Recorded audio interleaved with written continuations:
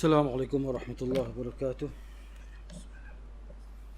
إن الحمد لله نحمده ونستعينه ونستهديه ونستغفره ونعوذ بالله من شرور أنفسنا وسيئات أعمالنا. من يهده الله فلا مضل له ومن يضلل فلا هادي له. أشهد أن لا إله إلا الله وحده لا شريك له وأشهد أن محمدا عبده ورسوله صلى الله عليه وعلى آله وصحبه أجمعين.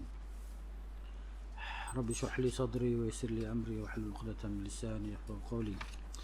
Alhamdulillah, malam ni kita sambung bacaan kitab hadis, kitab Bulughul Maram oleh Al-Imam Ibn Hajar rahimahullahu taala, dan syarahnya saya baca syarah Tawdih Al-Ahkam.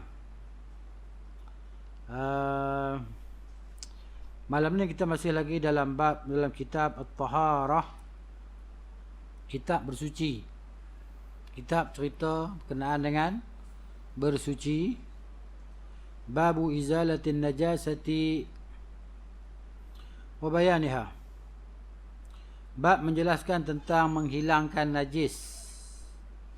Izalah maknanya menghilangkan najasah, najis. Wa bayaniha, dan penjelasan tentangnya, huraian tentangnya. Hadis malam ni hadis yang ke-24. Wa an Amr bin Kharijah, daripada Amr bin Kharijah radhiyallahu anhu, qala, katanya, khatabana Rasulullah sallallahu alaihi wasallam bi Minan wa huwa ala rahilatihi. Rasulullah SAW telah berkhutbah kepada kami di Mina pada hari kedua ni lah, tasyrik. Hari kedua tasyrik. Wa huwa ala rahilatihi, sedang Nabi SAW itu berada di atas tunggangannya. Nabi berkhutbah di Mina tu. Haji ya, si haji. Okay. Sedang Nabi berada di atas tunggangannya, atas kenderaannya. Walu'abuha, dan air liurnya, apa dia? Tunggangan tadi. Air liur. Unta tadi kan, ataupun baral ke, dia meleleh.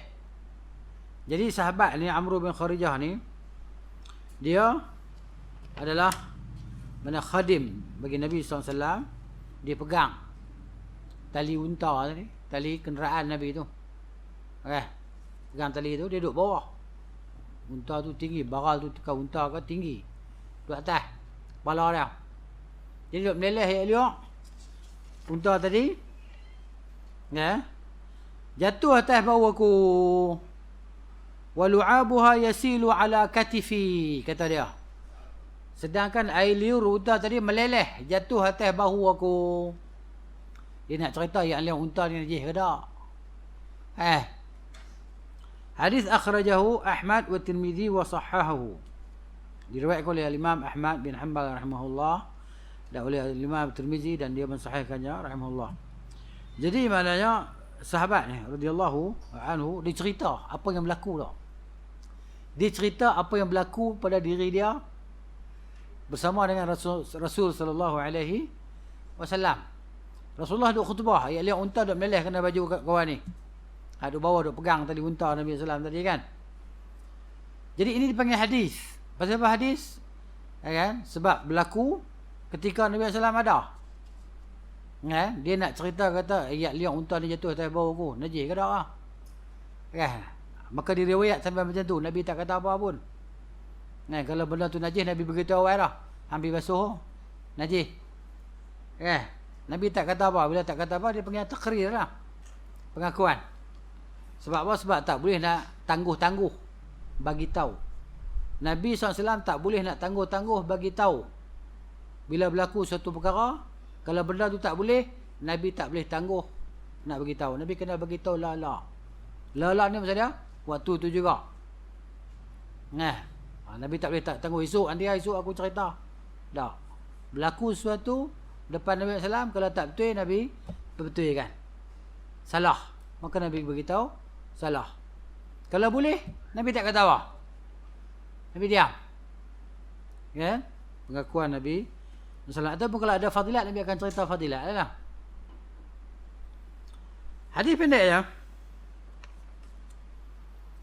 Jadi yang pengajaran daripada hadis ini nak ceritanya bahawa ayat liuk ba'ir unta ni maknanya suci, taharah, kan, tidak najis.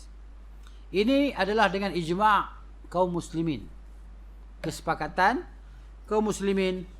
Demikian itu bahawa Nabi SAW melihat, Nabi nampak ayat liuk unta tadi meleleh atas bahu Amr bin Kharijah radhiyallahu anhu, dan Nabi SAW tidak menyuruh dia untuk membasuhnya pun.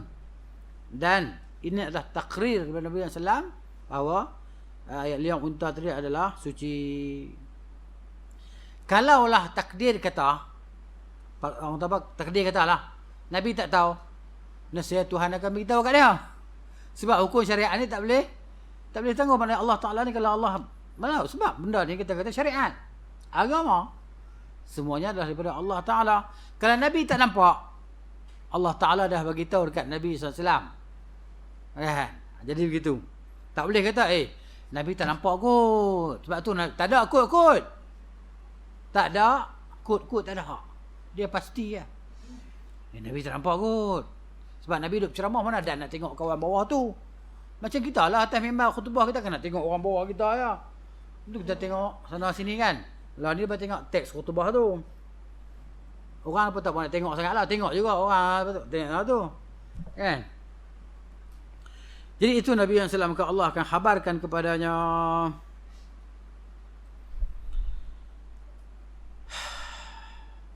Baik. Ini dalil kata kesucian air liur unta. Dan begitu juga air liur haiwan-haiwan yang lain yang halal dimakan dagingnya. Begitu juga seperti air liurnya adalah baulnya. Baulnya apa dia? Kencingnya. Kencing unta ni suci. Kencing unta suci. Boleh minum campur dengan air teh, tarik dan sebagainya. Boleh. Kan? Boleh buat ubat. Dan dia pun Nabi SAW ikrar dia sebagai ubat. Nabi suruh kabilah Al-Uraniyin tu kan, yang duduk di Madinah tu, dia pun tak tahan sakit. Cuaca Madinah ni menyebabkan mereka ni jadi tak sihat. Nabi kata, hampa pergi minum air kencing unta. Kencing lembu tak salah. Hak jadi ubatnya kencing unta. Baik. Nah, tahu kawan-kawan kita ada nak buat projek bisnes baru. Kan? Restoran. Teh kencing unta. Mana tahu? Ya. Lepas tu dia marilah hadis bawah tu kan. Baik. Baulnya dan rausnya. Rausnya apa dia? Tahinya. Tahinya kalau kena kat kita, tak najis lah. Tahi unta tadi. Ya kan? Jadi maknanya sebahagian ulama mengaitkan dengan kencing unta, tahi unta tadi, maknanya dengan haiwan-haiwan yang lain yang halal dimakan dagingnya. Sebahagian ulama. Kalau kita dalam mazhab Syafi'i rahimahullah, maknanya dia tak tahu itulah. Kan? Dia mazhab unta ajalah, hal lain dah. Kan? Yang gitu, tahi ayam ke, kan? Tahi burung punai ke apa ke. Kan? Gitu. Baik.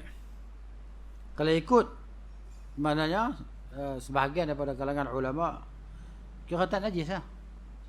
Tak najis. Jadi kita terpijak ti lembu kan, kita sembahyang. Kan? Sah solat kita. Ala qaulin, di atas perkataan sebahagian ulama. Kemudian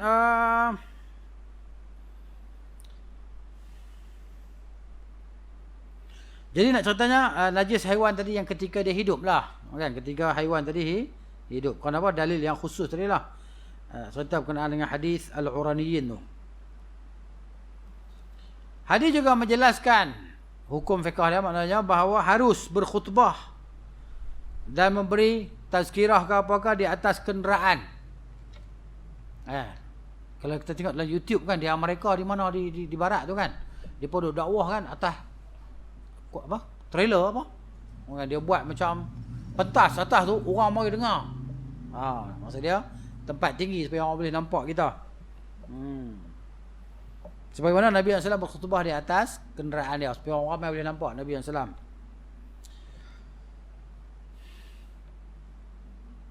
Dia anjurkanlah, maksud istihbab, dia anjuran, maksud anjuran. Berkhutbah di atas tempat yang tinggi, kita pakai pentas lah. Kerana apa? Kerana ia lebih menyampaikan dan lebih memudahkan orang melihat dan faham tadi. Kemudian dia anjurkan berkhutbah pada hari yang kedua daripada hari-hari tasyriq. Maknanya raya ke apa? Raya ketiga. Raya ketiga. Raya tasyriq. Hari ni raya esok. Hari pertama tasyriq kan? Mana raya ketiga kita? Aidil Adha. Boleh berkhutbah di Mina. Oleh siapa? Oleh mereka yang memegang ataupun menjaga urusan kaum muslimin, iaitu pemerintah. Okay. Ataupun penolongnya, naib dia, imam yang dilantik. Supaya apa? Supaya mengajarkan manusia, supaya dia mengajarkan manusia baki-baki hukum-hukum al-manasik.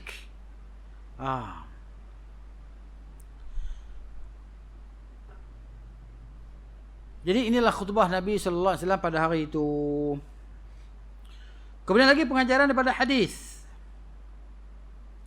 Khatib ni maknanya yang berkhutbah itu harus bagi dia untuk melantik seseorang bagi melaksanakan atau dia menugaskan seseorang bagi melaksanakan hajat dia. Contohnya untuk menyampaikan khutbah dia. Maksud dia sambung suara dia.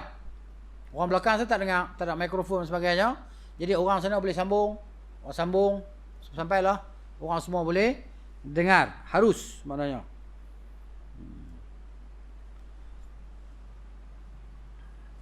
Jadi ini bukan nak cerita masuk bab takabur lah, bukan maksud dia yang berkhutbah tadi dia takabur, tak. Selama mana hati dia tadi mutmainnan, tenang maknanya, kan? Dia memang nak ikhlas supaya orang dengar khutbah dia, dia boleh tugaskan petugas-petugas yang tertentu untuk menyambung cakap dia, ulang balik cakap dia, maksud dia. Apa yang dicakapkan supaya apa?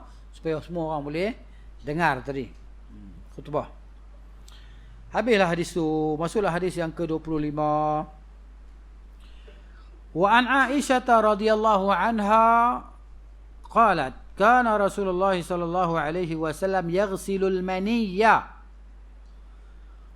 Daripada Aisyah radhiyallahu anha ummul mukminin, dia kata adalah Rasulullah SAW membasuh mani, ayak mani. Thumma yakhruju ila as-salati fi dhalika thawb. Kemudian Nabi SAW keluar pergi solat dengan baju pakaian kain hak dia basuh tadi. Nak cerita Nabi SAW ni bukan pakaian banyak pun. Kalau kita mungkin ada pakaian tidur, pakaian renang, pakaian gym, sukan, pakaian pergi pejabat, pakaian pergi kuliah, pakaian pergi surau, pakaian pergi pasar malam, pakaian pergi market. Banyak pakaiannya. Kan? Satu almari khas. Gitu. Pakaian sekolah lagi. Kelas sekolah kan. Jadi begitu. Jadi Nabi SAW ni pakai hat tu lah. Dia basuh. Wa ana anzuru ila atharil ghasli. Sedangkan aku melihat kepada kesan basuhannya. Kan ada bertumpuk air kan? Tumpuk air. Kesan air mani tu Nabi SAW basuh. Nabi pergi masjid. Solat. Bukan jadi satu perkara aib lah. Nabi SAW. Manusia paling mulia.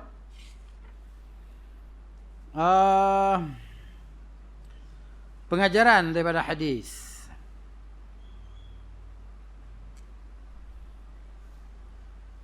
Bahawa sunnah Nabi sallallahu alaihi wasallam yang menjadi sunnah Nabi sallallahu alaihi wasallam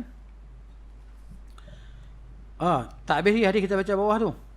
Wali Muslim dan lafaz Muslim pula. Tadi sepakat di antara sama di antara Al-Bukhari dan Muslim. Ni kalau dalam lafaz Muslim saja. Kata Aisyah laqad kuntu afrukuhu. Ini cerita lain pula. Sesungguhnya aku pernah mengikisnya. Mengikisnya apa? Mani itu. Mengikis mani min thawbi Rasulullah sallallahu alaihi wasallam farkan. Aku kikis. Kikis. Ya. Fa yusalli fihi, maka lalu baginda sallallahu alaihi wasallam solat dengan pakaian tadilah yang ada kesan mani tadi yang dikikis oleh Aisyah tadi. Dan satu lafaz lagi, Muslim juga, laqad kuntu ahukkuhu yabisan bi dhufri min thawbihi. Dan sungguhnya aku pernah mengikisnya ketika mani itu kering daripada kainnya dengan kuku aku. Bi dhufri min thawbi. Dikikis dengan kuku dia. Untuk hilangkan kesan mani tadi. Jadi sunnah Nabi SAW paling kurangnya adalah mengikislah mani tadi bila dia kering. Mani di perkain tadi kan. Pakaian tadi. Dan kalau dia basah lagi, lembab lagi, kita membasuhnya lah. Sekiranya dia itu lembab dan basah. Tapi bila dia kering, kikis. Itu maknanya sunnah ajaran Nabi SAW. Itu pengajaran yang pertama. Pengajaran yang kedua nak beritahu kat kita bahawa taharatu maniyil adami. Ayak mani ni suci. Dia tak najis. Ala ikhtilafin. Di atas khilaf. Maksud dia khilaf. Khilaf ni kita ceritalah. Ada ulama yang kata dia najis. Macam mazhab Hanafi dan Maliki lagi. Apa dia hujah dia? Kita mazhab Syafi'i. Bab ni. Kan? Maknanya ayak mani tak najis. Tak najis. Baik. Jadi maknanya penulis kitab ni dia cenderung kepada sucinya air mani lah. Kenapa? Kerana Nabi SAW tidak membasuhnya. Hanya Aisyah tadi dikikis saja. Dikikis. Ini adalah dalil menunjukkan tentang sucinya mani. Sebagaimana Nabi SAW meninggalkan mani itu di pakaiannya sampai kering. Jadi kering mani di kain dia. Ma'anna al-ma'ruf min hadihi. Kenapa? Kerana yang ma'rufnya, yang terkenalnya daripada petunjuk Nabi SAW adalah membasuh najis dan menghilangkannya. Kalau najis, nasihat akan dicuci, dibasuh, dibersih. Sampai hilang warna, bau dan rasa dia tadi kan. Sifat dia hilang. Kalau najis. Baik, ada pun mereka yang kata najis. Dia berkata, itulah apa namanya, cara cuci mani, iaitu kikis dan kikis masa kering, basuh masa basah. Dia berkata, sebab tu dia najis. Okay? Lepas tu dia jawab pula. Dia berkata, habis tu kalau ayak mani najis, kita ni najis Dia pun jawab pula. Dia berkata, habis tu darah tu kan, ketulan darah tu najis. Apa masalah dia kalau ketulan darah tu najis, mani najis? Apa masalah dia? Jadi duk balas macam tu lah. Jadi maknanya berlaku perselisihan di antara ulama. Dan kita ni belajar, kita cenderung ke arah mana? Maksudnya kita ni lebih tahu tentang diri kita lah. Amanah dengan ilmu tadi lah. Bukan kita, ni mudah, kita ambil hak mudah. Kan? Maksudnya dengan kecenderungan. Maksudnya mana kita nampak dalilnya lebih kuat tadi kan. Jadi begitu. Ini kata-kata kelebihan belajar dan menuntut ilmu. Kita tak fanatik, kita tak taksub. Memang kita dalam mazhab Syafi'i, kita pengikut mazhab Syafi'i rahimahullah. Tapi tak semestinya orang yang bermazhab itu dia memang strict dalam mazhab dia. Ada juga ulama-ulama, ramai ulama mazhab Syafi'i. Kan? Tapi dia tak, sebahagian pandangan dia ijtihad dia sendiri. Begitu. Dalam bab fiqh lah, bab akidah tak. Bab akidah sama ya Imam Syafi'i semua. Bukan? Bab akidah kena ikut Imam Syafi'i. Pasal apa fiqh mazhab Imam Syafi'i, akidah tak ikut mazhab Syafi'i? Hak ni pun pening sangat lah. Bukan? Mari ulama ahlul kalam ni kan. Puak-puak ahlul kalam ni dia berkata kita bermazhab fiqh Syafi'i. Akidah Asy'ari. Tasawuf Al-Ghazali. Jadi Imam Syafi'i ni tak ada tasawuf lah. Imam Syafi'i ni tak ada akidah. Tak ada apa? Tak ada akidah. Dia berkata bukan. Macam tu.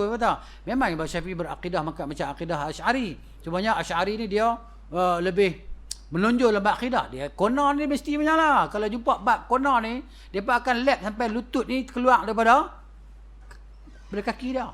Tercabut kepala lutut ni. Kita tanya habis tu Imam Syafi'i bodoh akidah. Dia berkata bukan macam tu. Imam Syafi'i pandai akidah. Habis tu kenapa Imam Syafi'i akidah dia? Akidah salaf. Dia tak mentakwilkan sifat-sifat Tuhan. Tak ada tafwid pun. Tak ada tasbih pun. Dia beriman macam mana Allah Ta'ala sebut dalam Quran. Nabi sebut dalam hadis dia. Dan dia bagi Imam Syafi'i wajib beriman dengan hadis ahad dalam akidah. Hampa nak kata apa? Hampa nak kata apa? Dia apa? Al-Asy'ariyah kata tak boleh beramal dengan hadis ahad dalam bab akidah. Walaupun hadis itu sahih. Itu kata Asy'ariyah. Dan ahlul kalam yang lain.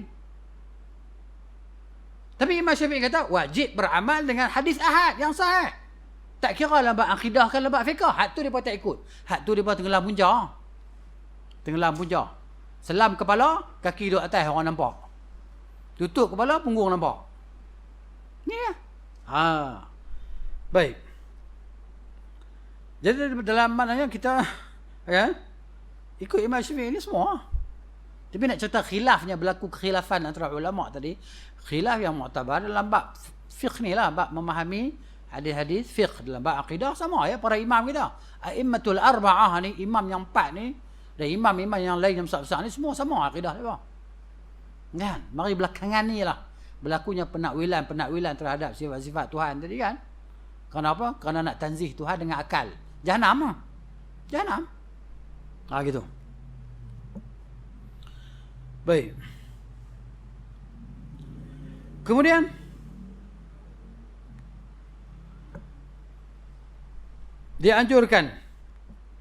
dianjurkan kita ni basuh lah mani yang kena pakaian tadi, sama ada dia basah ke kering ke, hilangkan dia. Kenapa? Kerana untuk kesempurnaan kebersihan, li ajli kamalin nadhafah.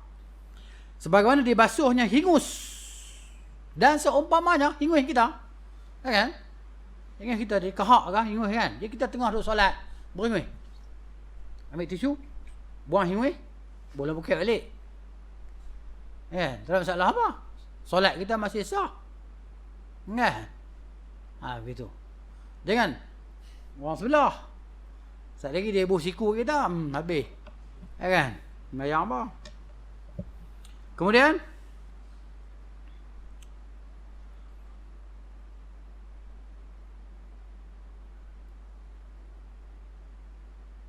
jadi apa nama seumpama tadi kan, mani tadi kalau masih lagi ada di badan kita apa semua kan, kita dah mandi, tapi kita mandi dah tak ada lah. Nak sembahyang kena mandi wajib lagi, mai mana mani di badan kita.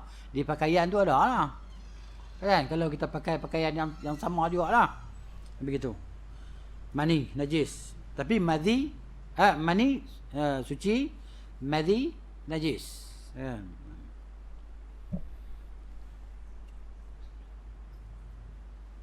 Dia takrif mani apa dia? Dia kata ma'un ghalizun yakhruju 'inda asy-syahwati bitadaffuqi. Yang keluar ketika syahwat bitadaffuq, dengan memancar. Itu ayat mani, takrif dia. Adapun madhi ma'un raqiqun. Air yang nipis. Cairan nipis lendir tu keluar 'inda syahwah, ketika syahwat. Tu beza antara madhi dan mani. Adapun cara menyucikan madhi hanya merenjiskan air di tempat kena tadi lah, renjiskan. Kan madhi tadi, dan dia najis lah. Itu cara menghilangkan kenajisan al-madhi.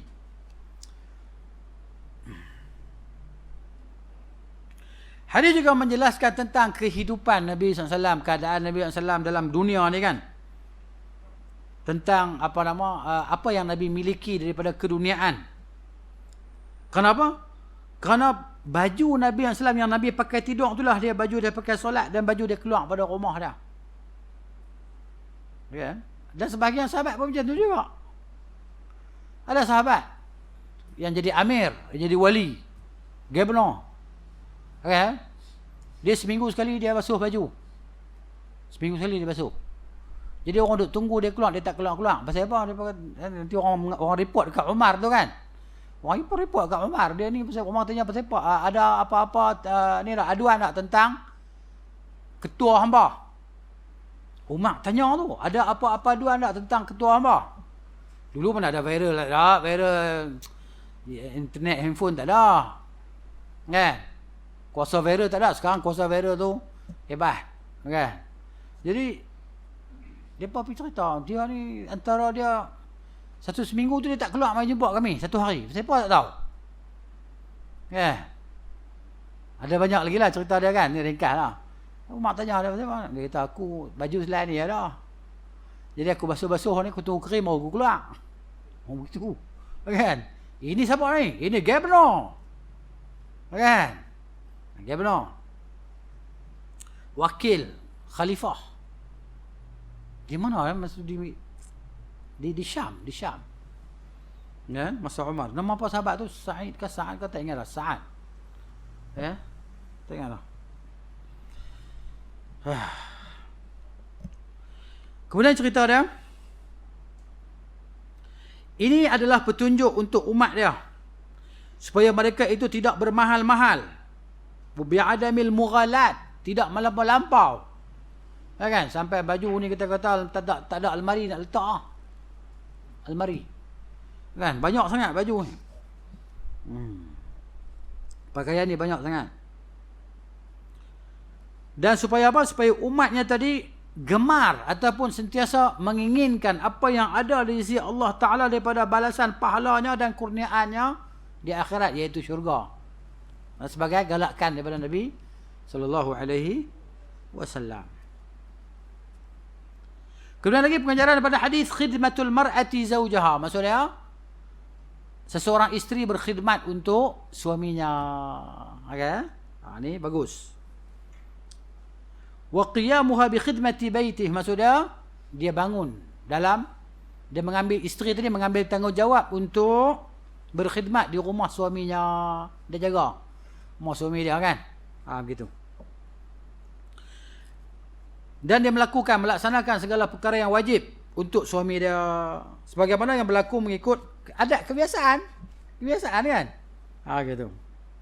Kenapa? Kerana ini termasuk daripada dia panggil al-asharah al-hasanah, muamalah yang baik di antara pasangan.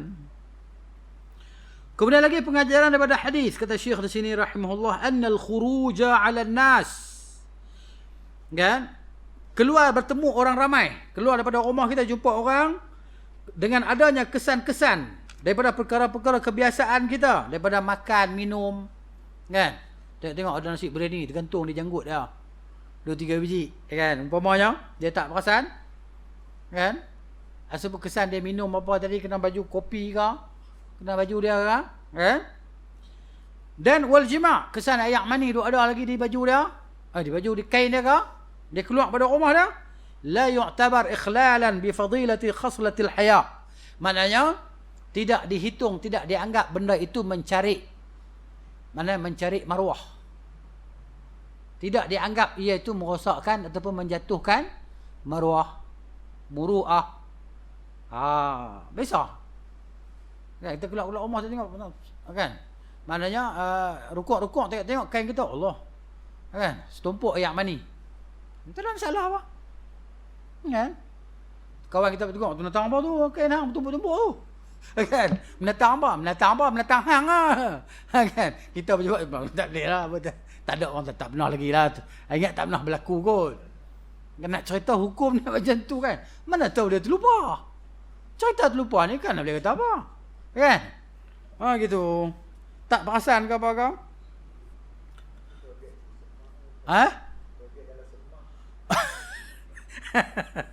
Subhanallahil azim. Ni cerita ni kita kena baca. Ni tu kena baca cerita. Mana boleh malu. Kan, malu saya skip bahaya. Kan, mana kita skip ilmu bahaya. Nak cerita pengajaran daripada hadis. Kemudian juga pengajaran hadis menunjukkan bahawa al-mar'atu salihah, wanita yang salihah tadi, al-mutahabbibah, yang menyintai suaminya, la ta'naf wa la tataraffa' an mithli hadhihi al-a'mal, dia tak berasa keji, tak berasa kotor nak buat kerja ni. Alah, macam sebahagian orang lah, isteri kan. Biasanya isteri yang suami ni, suami tua pada isteri. Suami dah tak larat lah, isteri kuat lagi. Isteri duk tolong mandikan suami dia. Isteri duk pakai pampers suami dia. Kan? Isteri duk masak, suap suami dia. Kan? Sampailah suami tadi mati. Kan kita dah jumpa kan? Kita pernah jumpa kawan kita apa semua kan? Kadang-kadang mungkin mak ayah kita. Salah seorang tu sihat lagi, seorang tu dah tak larat. Hak seorang ni dia akan ambil tanggungjawab, jaga. Dia jaga. Jadi maknanya biasanya isteri yang macam yang solehah tadi, dia tak berasa jijik. Tak berasa kotor nak khidmat pada suami dia tadi kan. Gitu. Sama ada pada pakaian ataupun pada badan suaminya. Kenapa? Kerana dia mengetahui, wanita tadi mengetahui besarnya, tingginya darjat ataupun hak suaminya atasnya. Itu. Baik, seterusnya kata Ibnu Al-Mulaqqin rahimahullah dalam syarah Al-Umdah. Ibnu Al-Mulaqqin, dia ni mana imam ulama dalam mazhab Syafi'i rahimahullah yang lahir pada tahun 723, mati pada 804 Hijrah. Dia kata apa? Sebahagian daripada ulama berdalilkan dengan hadis ini, yakni hadis Aisyah kita baca tadi, bahawa sucinya, bahawa rutubatu farjil mar'ah, kelembapan faraj wanita itu, kan pada wanita tadi kan dia basah, kadang-kadang dia basah, dia lembab. Nah, rutubah tadi dia tak najis selama mana dia bukan madhi, bukan mazi, kan? Kelembapan faraj wanita tu dia suci, dia tak perlu nak basuh, kan? Tak perlu basuh. Jadi bukan setiap kali nak solat dia kena pegang, kena terasa, oh basah ni, lembab ni, dia kena basuh, tak, kan?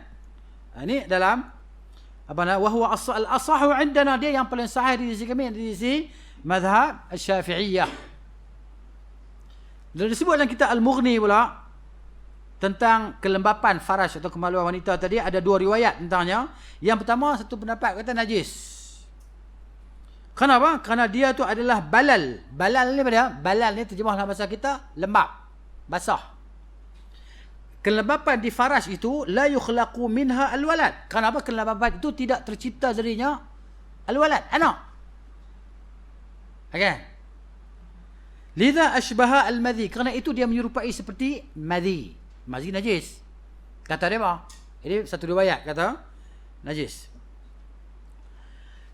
Riwayat yang kedua kata tak najis, taharah. Li'annana, kalau kita ni hukum dia sebagai najis, nescaya kita akan hukumkan maninya juga najis. Dan dia telah menyebut dalam Al-Insaf fi rutubati farjil mar'ah riwayatani, tentang faraj wanita itu ada dua riwayat. Satu riwayat kata tahir, inilah dia yang sahih dalam mazhab. Ini yang sahih dalam mazhab, tidak najis. Gitu. Kemudian faedah pula, satu faedah tambahan, maklumat tambahan. Kata Syekh di sini rahimahullah, kata Az-Zarkashi rahimahullah, seorang ulama yang lahir pada tahun 745, mati 794. Muhammad bin Bahadur bin Abdullah Az-Zarkashi Al-Misri, ulama Syafi'i, faqih Syafi'i, usuli, muhaddis, seorang ulama hadis, ulama usul, lahir di Qahirah di Mesir lah. Dia kata yang keluar daripada badan manusia ni ada tiga bahagian, tiga jenis, tiga benda ni yang keluar pada badan kita ni ada tiga. Yang pertamanya hukumnya tahir bila niza'in, suci.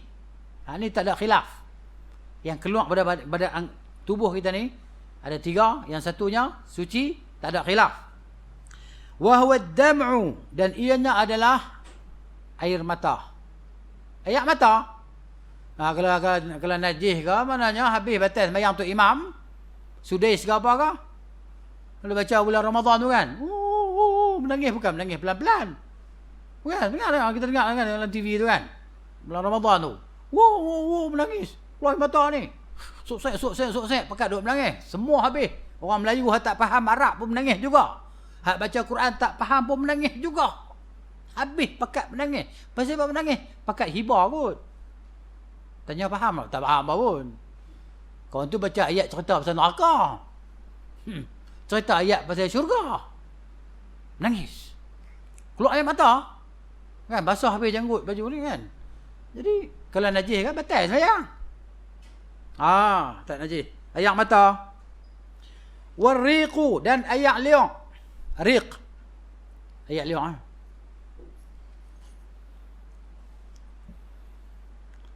Wal mukhatu, tak kira ayat liang basi ke tak basi ke, ayat liang. Wal mukhat, mukhat ni pada kahak, hingui. Mukhat tadi, kan? Dia ada dua, mukhat dengan nukha'. Mukhat ni yang keluar daripada rongga ni, nukha' yang keluar daripada dada. Kan? Kahak lah, kahak sama keluar dari hidung ke ataupun daripada kahak, daripada dada tadi. Hak ni tak najis. Wal araqu, dan peluh. Peluh. Kan? Oh, tak najis. Hak ni tak ada khilaf. Darah dia tak sebut pasal apa darah? Pasal darah tu khilaf. Kecuali darah haid nifas tu tak khilaf lah. Darah haid nifas tu tak khilaf lah, najis. Darah daripada badan kita ni. Kan? Tu khilaf. Yang keduanya dia kata najis tanpa khilaf. Bila nizak. Kan? Tak ada khilaf antara ulama. Semua ulama kata najis. Tapi di sini disebut dam di sini. Maksud dam di sini dam apa nama? Dam nifas, dam haid lah. Wa huwa al-ghaid. Ni tak ada khilaf lah. Ya, tak ada khilaf. Tahi, ghaid, tahi manusia tadi lah. Wal baul, dan kencing. Kencing kita ni. Ya. Wal wadi. Wadi ni apa? Wadi ni jenis cairan yang keluar ketika kita ni keletihan, kepenatan. Dia keluar wadi. Okey. Wadi. Wal madhi, ni najis. Mazi. Air mazi. Wadam, dan darah dia kata.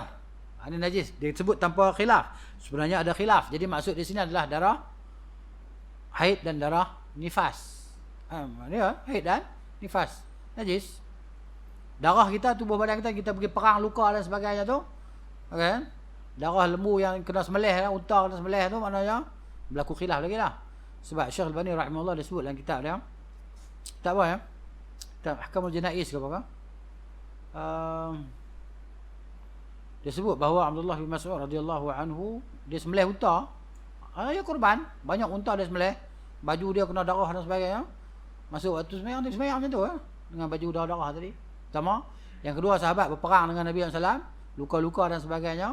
Kan, sembahyang dengan darah. Tapi masing-masing rat lah.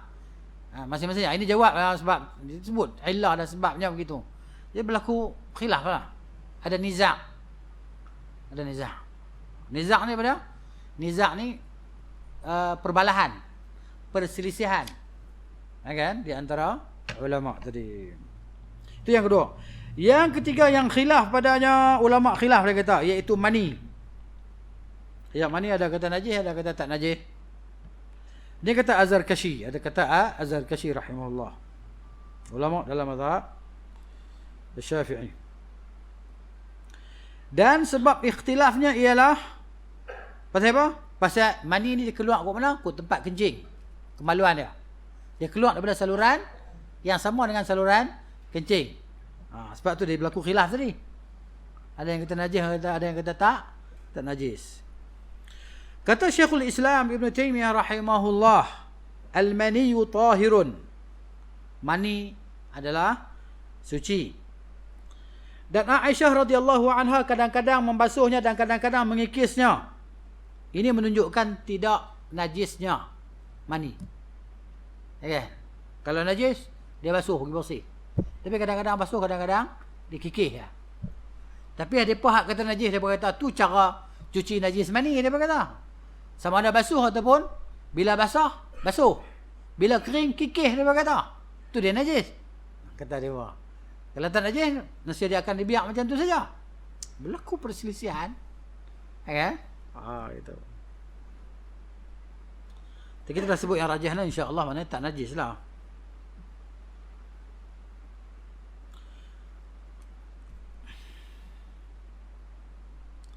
Kemudian sebab apa kata Syekh kata, Ibn Taymiyah kata rahimahullah Syekh Islam, dia kata kenapa? Kerana hingus dan kahak ni bila kena baju kita basuh juga kan. Tapi tak najis pun. Macam tu juga mani dia kata. Dan pandangan ini bukan seorang daripada sahabat Nabi yang berpegang padanya. Ramai sahabat yang berpegang macam ni lah. Dan inilah yang masyhurnya dalam mazhab al-Imam Ahmad bin Hanbal rahimahullahu ta'ala. Kemudian kita cerita sikit tentang khilaf lah, perselisihan di antara ulama' tadi. Kalau mazhab Hanafi dan mazhab Maliki, mereka mengatakan mani itu najis. Dalilnya,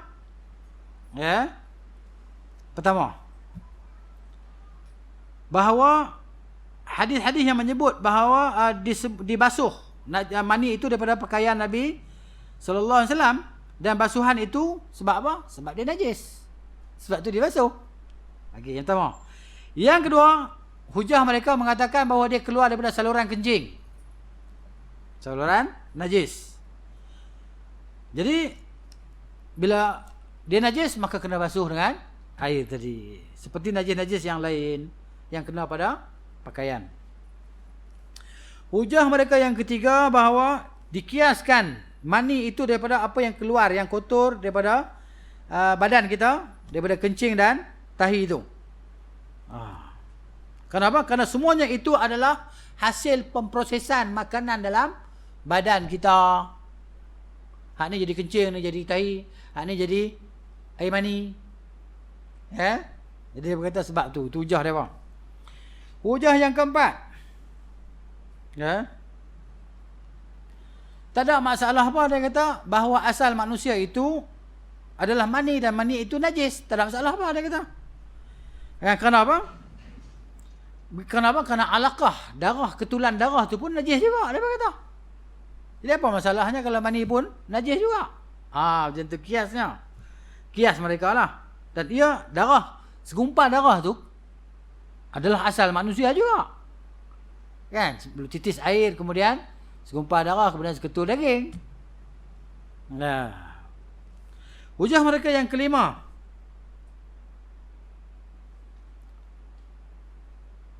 Hadis yang menyatakan dikikisnya mani daripada Nabi, pakaian Nabi SAW itu bukan dalil menunjukkan mani itu suci, dia kata. Hadis Aisyah tadi kan.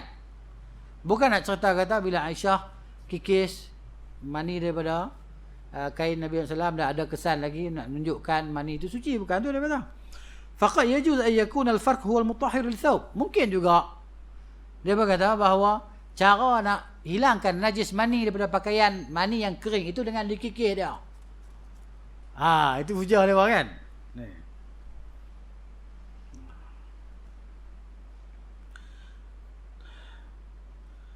Kemudian hujah lagi.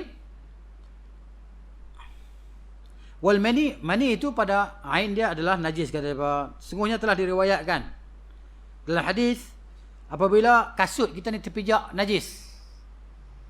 Kasut kita terpijak najis, maka cara nak cuci kasut kita apa dia? Tak payah basuh. Kita sekarang kita nak solat dengan kasut tu. Kita jalan-jalan terpijak najis, nak solat dengan pakai kasut tadi kan? Maka cara dia apa dia? Tak payah basuh, ditenyeh-tenyeh saja di atas tanah yang bersih ke apa, kata rumput, kata apa, tisu ke apa, sampai hilang ain dia tadi. Bolehlah kita solat dengan kasut tadi. Macam itulah dia kata mani hak kena kain. Ni hujah Hanafi dan Maliki. Nampak macam kuat juga kan? Masing-masing begitu. Jadi tanah itu sebagai penyuci bagi kasut. Dan ini bukanlah dalil nak menunjukkan kata najis itu suci. Pada diri dia, pada zat dia. Itu cerita dia. Lagi dia kata hujah dia, kalaulah mani itu suci, kenapa Nabi SAW suruh dikikis dia? Kalau suci, nescaya Nabi akan solat dengan kesan mani di kainnya tanpa dikikis-kikis dah. Kata dia. Habislah ringkasan ini daripada syarah kitab Ma'ani al-Athar oleh al-Imam At-Tahawi. Ini Imam Tahawi ini di mazhab Hanafi. Al-Imam Asy-Syafi'i dan Al-Imam Ahmad rahimahumullah pula, dia kata mani ini suci, tak najis. Dia kata dia ni tak ada beza dengan hingwih dan kahak. Tak ada beza. Cuma hingwih kahak keluar kot ni. Mani keluar kot tu. Dan mereka berdalil dengan beberapa perkara.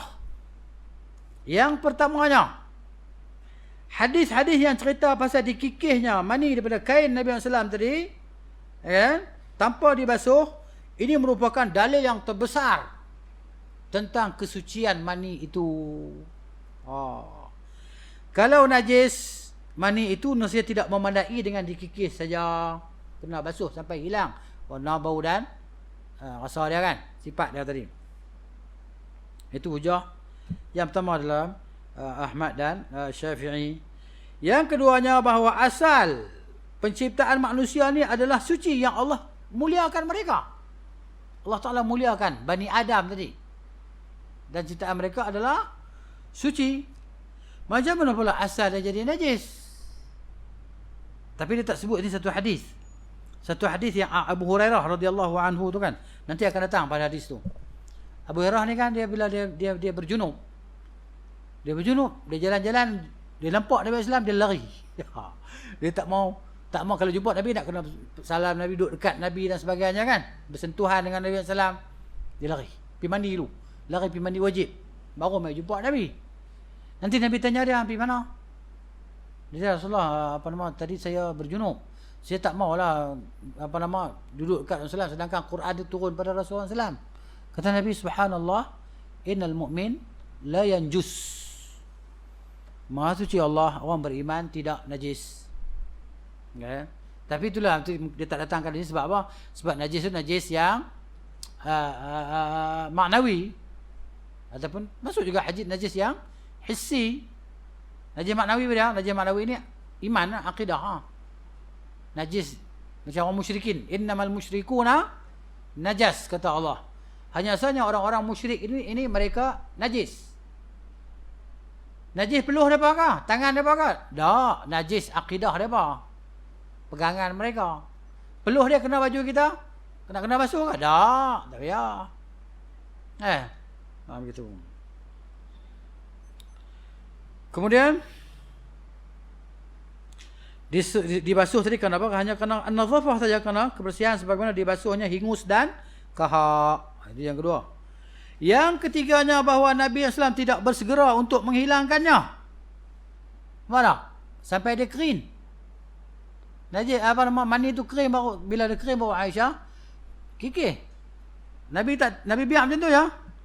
Ini menunjukkan tentang kesucian mani, dan itu adalah ma'ruf, dia kata yang terkenal daripada petunjuk Nabi SAW dalam bersegera untuk menghilangkan najis. Nabi tak akan biarkan najis di pakaian dia. Satu pakaian dia duk pakai. Takkan Nabi nak pakai pakaian yang bernajis? Tak. Nabi akan segera menghilangkan najis daripada pakaiannya sallallahu alaihi wasallam. Sebagaimana Nabi perintahkan sahabat-sahabat untuk bersihkan kencing Arab Badui dalam masjid tu. Ketika Arab Badui itu masuk masjid kan, dia masuk ke sudut masjid, dia bagi. Sahabat bangun-bangun nak pukul ya. Woi. Kan? Pakat marah. Woi. Mah. Cukup. Stop. Mana nak boleh stop kau tu tengah duk syok. Nabi kita da'uhu. Biar. Biar dia perhabis kencing dia. Kan? Biar dia lega dengan kencing dia. Sebab kencing ni melegakan. Kan? Betul kan? Tak betul ya? Sebab tu orang ni bila tak tahan dia kencing. Kelak. Tak tahu lagu tu. Lega rasanya kan. Dia keluarkan al-adha, kotoran daripada badan dia.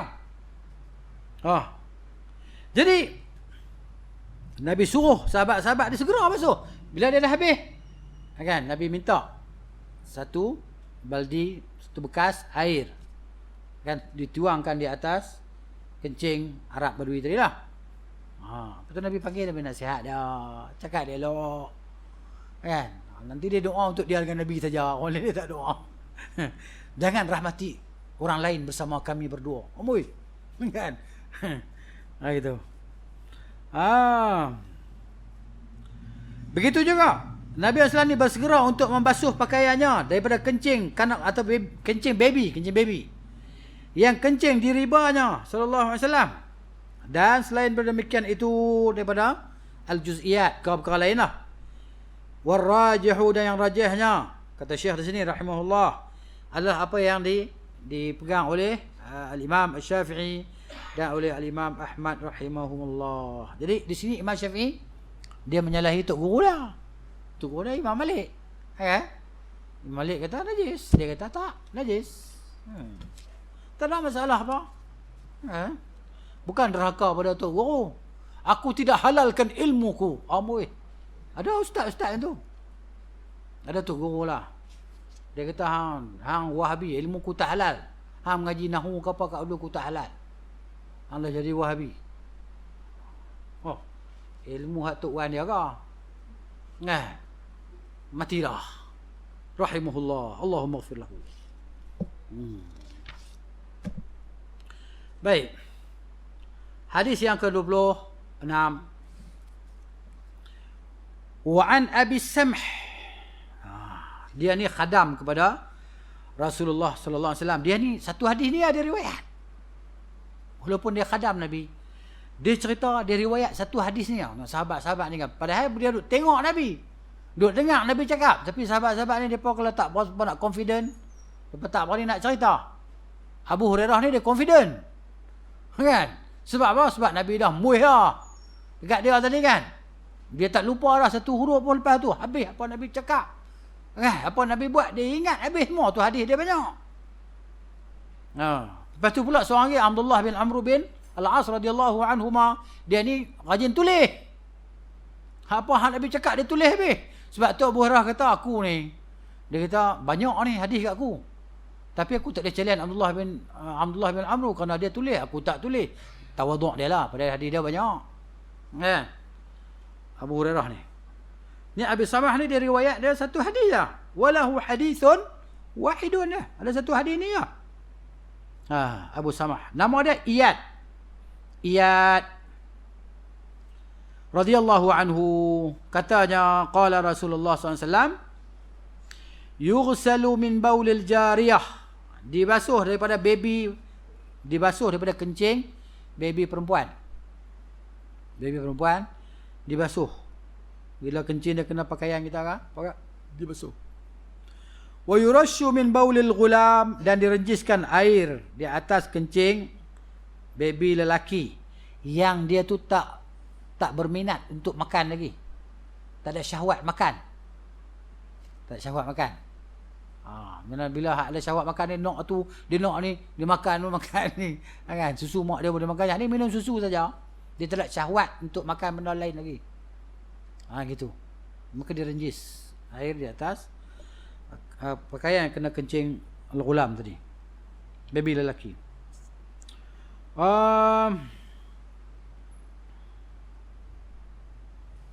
Pengajaran daripada hadis. Yang pertama, asal hukum bagi kanak-kanak ni, tak kira laki-laki dan perempuan ni, asal hukum dia sama ya. Jadi apabila syariat membezakan di antara laki-laki dan perempuan, kanak-kanak tadi, tentang cara basuhan najis dia kan?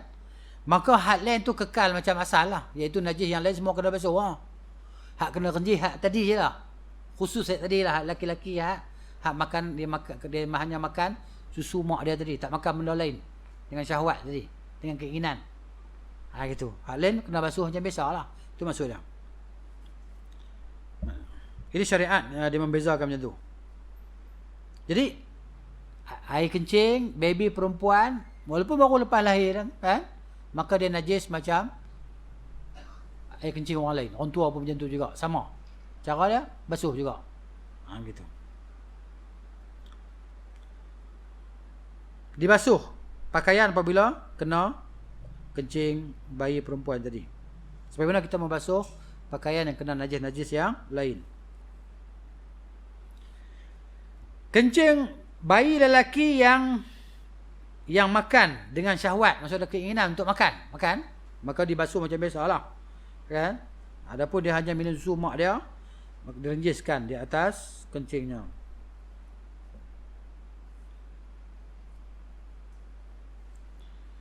Cumanya di sini ulama bahaslah tentang hikmah dia. Hikmah dia pasal apa hak perempuan kena basuh, hak lelaki payah renjis, yang ulama cerita kan. Dan ada banyaklah perbahasan tentang tu, saya rasa tak perlu kita baca pun. Kalau nak cerita juga boleh jugalah tentang hikmah dia kan. Sebab apa? Tak apalah kita sebut cerita bila. Santai-santai. Kan? Baik.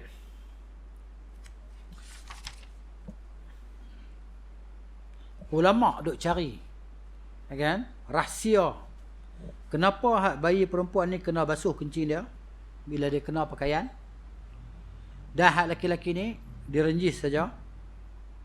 Kata sebahagian ulama tadi, bahawa baby laki-laki ni pada adat kebiasaannya kan disukai oleh orang ramai. Orang Arab terutamanya dia pun suka. Hak laki-laki, hak perempuan dia pun ataupun nelayannya. Zaman jahiliah lah. Kan? Sekarang tak kot. Tapi biasanya kata hak kalau bayi laki-laki ni orang suka pegang, suka tatang, dukung kan. Ini di antara apa yang depa teliti lah maksud gitu. Bukan ada nas sebut pun, tak ada. Jadi nak kata hikmah syariat tu sebab apa? Sebab orang rajin pegang sangat baby laki-laki tadi, syariat memberi kelonggaran. Bila kencing, kita kejiskan saja air atas pakaian kita. Lah ni kita tak heran lah ni pakai pampers lah. Kan?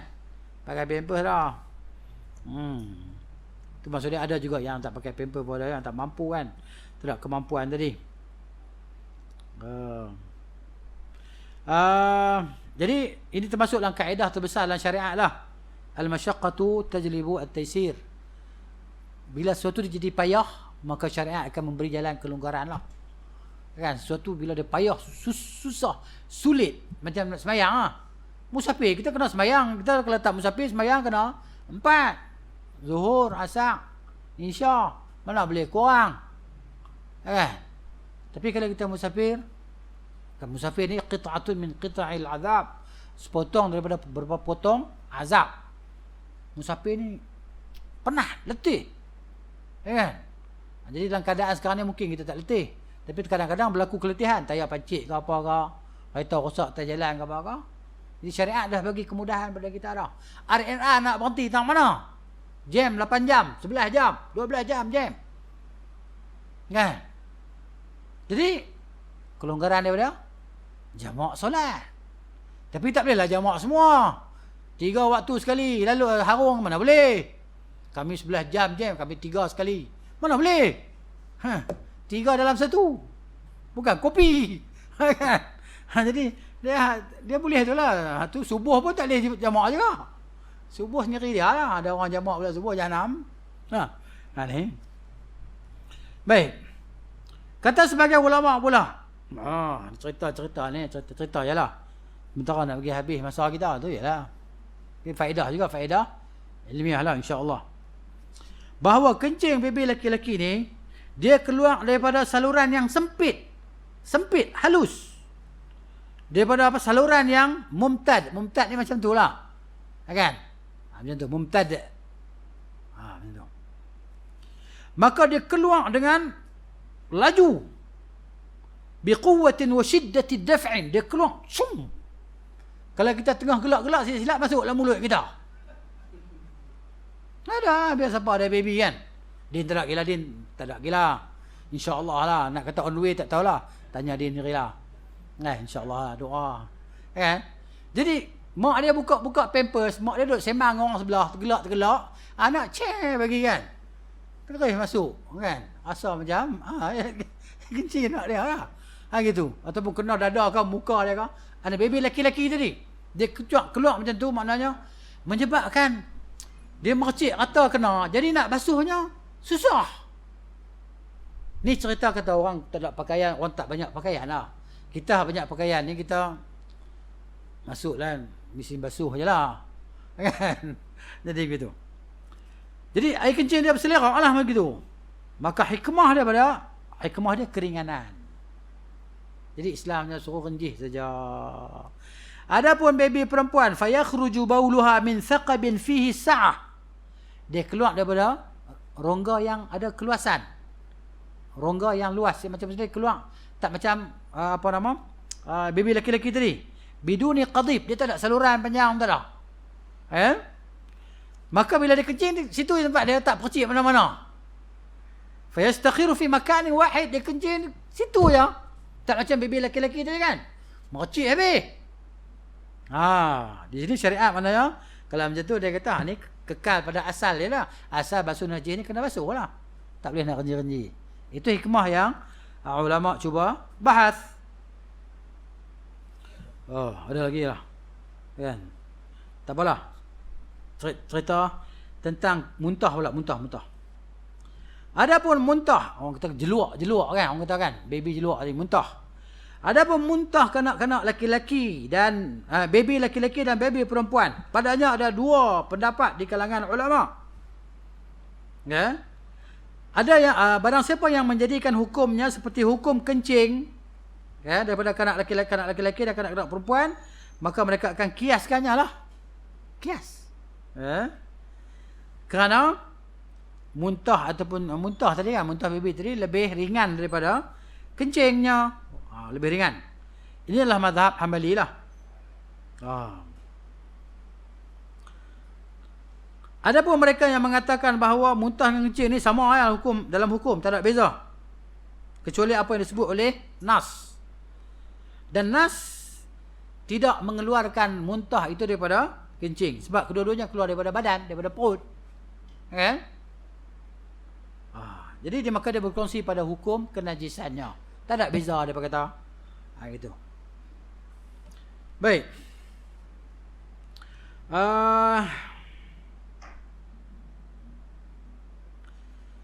Tadi cuba tengok dalam fatwa Lajnah Daimah ataupun Islam Web ya. Diceritalah ringkasan dia maknanya tentang muntah ni ada dua keadaan, iaitu ayakhruju minal ma'dah mutaghayyiran min halit ta'am ta'man aw launan aw rihan. Bila keluar daripada perut ni, muntah tadi dia keluar dah berubah dah, dia bukan seperti hari makan tadi lah. Dia keluar dah jadi warna lain, dia jadi bau lain, ya kan? Di sini dia berkata mazhab kebanyakan amatul ulama daripada salaf dan khalaf mengatakan dia adalah najis. Dan ia adalah pendapat mazhab yang empat.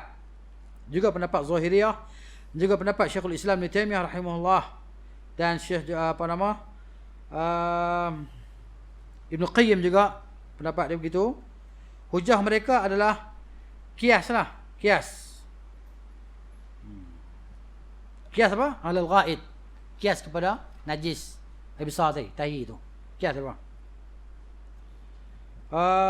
Kerana apa? Kerana muntah tu dia dah masuk ke dalam perut, kemudian dia berubah jadi busuk, jadi rosak. Kan? Jadi najis yang keluar daripada jadi muntah dan jadi najis tadi maknanya dia ni sama, iaitu keluar daripada jauf, dari perut. Jadi mana dia kata najis. Satu lagi pendapat dia kata kalau tak berubah, keluar macam tu saja, kan? Dia tak jadi hukum najis. Apapun tentang muntah ni, kalau Syekh Syaukani rahimahullah dalam kitab dia Sail Al-Jarrar, dia kata tak najis. Syaukani kata tak najis muntah. Diikuti oleh Syekh Albani rahimahullah dan juga Syekh Ibn Uthaymin rahimahullah ta'ala juga kata macam tu. Muntah ni tak najis lah. Tapi berlaku khilaf. Ni cerita khilaf di kalangan ulama. Jadi kita tahu berlaku perselisihan di antara ulama. Jadi maknanya kita ni ambil yang ihtiyat lah, ambil ihtiyat kan. Ihtiyat ni maksudnya jalan selamat lah, gitulah. Jalan selamat. Ataupun bila ada kepayahan, kesulitan, maknanya ada kelonggaran. Itulah dia kemudahan syariat Islam. Bukan kita pilih yang mudah. Kita maksud dia berkata, kita tengok susun mazhab. Dalam bab ni mazhab ni kata ni tengok mana paling ringan. Oh, itu paling ringan. Ni tu lah, tak boleh lah tu. Itu tak dibenarkan. Kita ambil yang mana yang dalilnya kuat, bertepatan dengan dalil tadi. Kan? Hujah dia tadi kuat. Itulah maknanya. Wallahu ta'ala a'lamu bis-shawab. Jadi kita sampai di hadis yang ke-27. Ada soalan?